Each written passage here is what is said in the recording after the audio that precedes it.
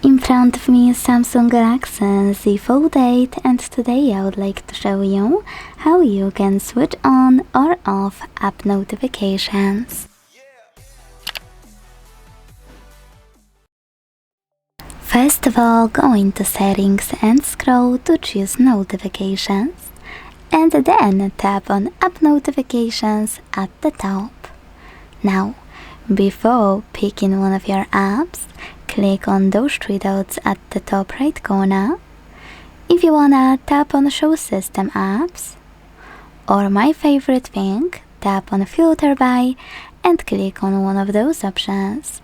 See all apps, apps with most recent notifications, most frequent ones, all notifications already off. Whatever you decided, when you're ready, select OK.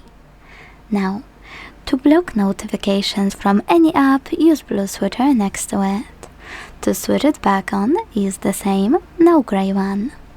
But what I like to do is click on one of my apps I'm interested in on the left to not only disable or enable notifications from it at the top, but also check out and manage all of those other notification options for my app. Thanks so much for watching. If you enjoyed this video, leave a like, comment and subscribe. Bye!